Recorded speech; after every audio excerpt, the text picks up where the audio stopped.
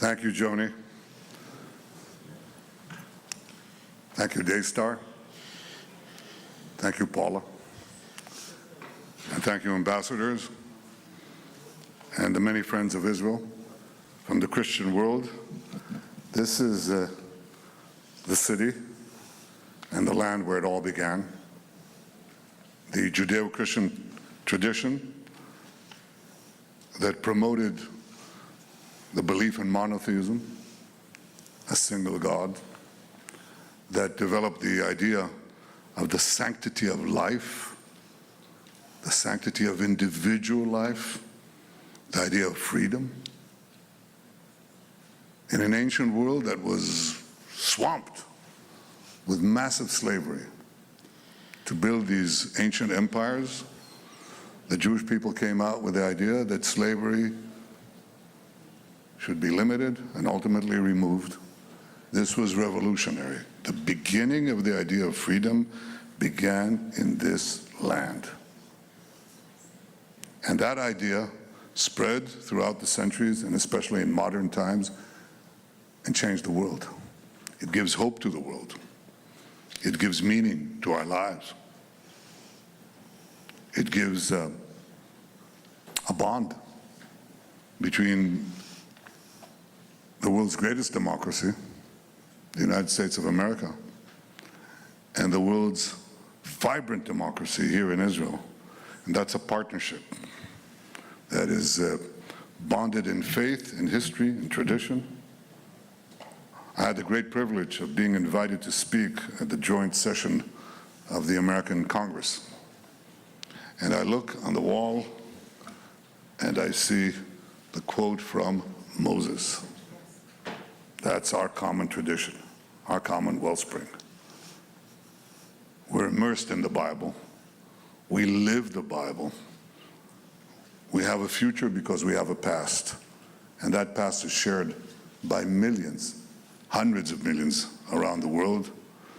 And I want to thank you on behalf of the people of Israel and the Jewish people for that enduring friendship, which is the mainstay of our present and future ability to live in a free, prosperous, and peaceful world. But that bond is being challenged today. It is being challenged today by a fanatic fundamentalism, an Islamist fundamentalism that seeks to subjugate all Muslims that they view as infidels, eradicate the American and obviously the Israeli presence in the Middle East. They call America the great Satan. Israel is the small Satan, perhaps, but it's a small Satan standing in their way. And we fight them.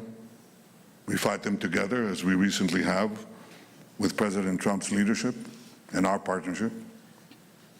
And yet we see the effort to break down our bond in America, in other parts of the world. That partnership that promotes Judeo-Christian values, that protects in Israel Christians as nowhere else in the Middle East. That truth is being reversed, put on its head by a campaign of lies. Israel is now portrayed as the enemy of Christians, and the enemies of Christians are portrayed as the friends of the United States. Iran, a friend of the United States, an innocent victim. The Muslim Brotherhood, who chant death to America alongside Iran, friends of America. Hamas, these monsters who burned babies, raped our women, beheaded our men, and chant death to America, friends of America. Israel has a thriving Christian community, the only thriving Christian community in the broad radius of the Middle East, where Christians are not tolerated, they're cherished. You can light Christmas trees in Nazareth. But in Bethlehem, the birthplace of Jesus, when Israel left and the Palestinian Authority came in, the Christian majority shrank from 80% to under 20%. because there was no more Israel to protect them. We cherish our Christian friends. We protect the Christian holy sites, not only the Church of the Holy Sepulchre, but in the Galilee, not only in Nazareth, but in the Galilee, in Capernaum, where Jesus preached for 3 years. We uphold and cherish those sites. So Israel, the guardian of Christianity in the Middle East, is presented on American television by purchased influencers. It's presented as the enemy of Christianity. What folly, what lies, what a travesty of truth.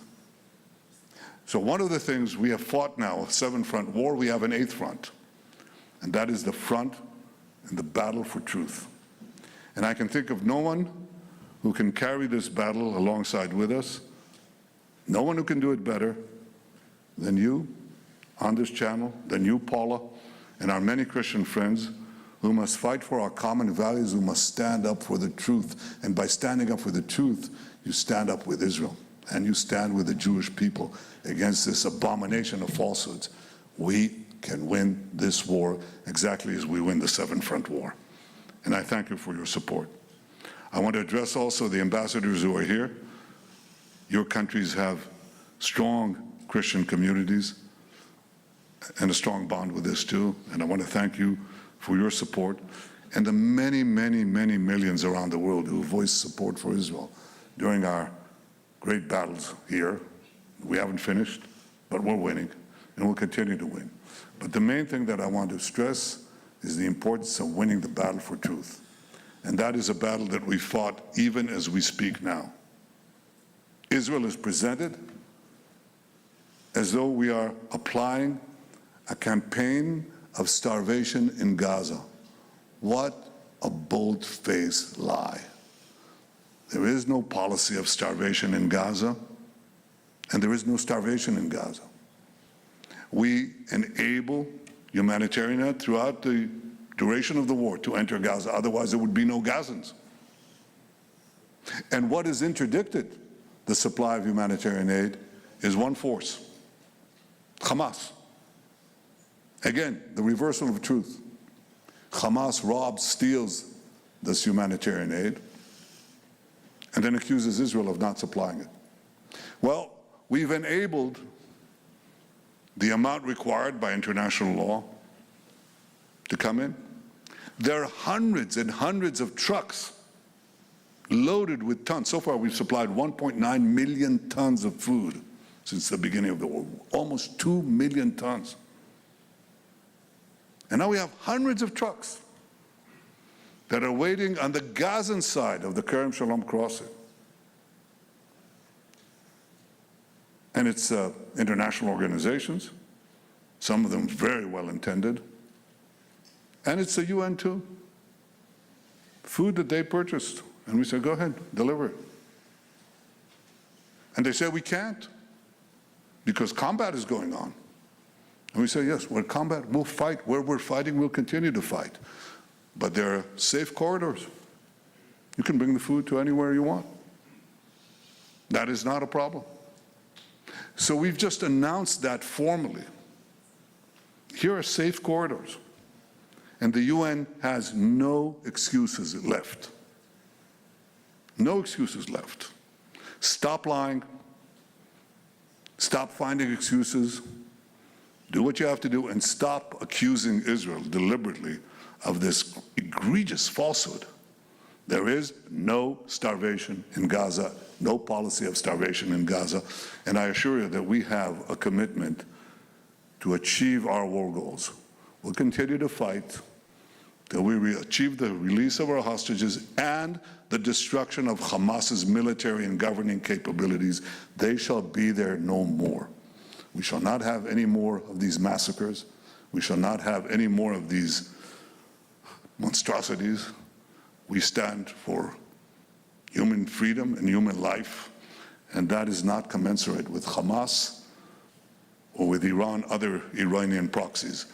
We have fought this battle together. We shall win it together. And I want to assure you that we have great faith in your faith and in our faith. We have a common bond. It is strong. It is something that represents the vast majority of Americans and I would say just about all Israelis. And by the way, Jews and non-Jews alike, because we know that our standing together assures our common future. So I want to thank you on behalf of the State of Israel for everything that you're doing, and as the saying goes, for everything that you will do. Thank you all. Thank you very much. Thank you.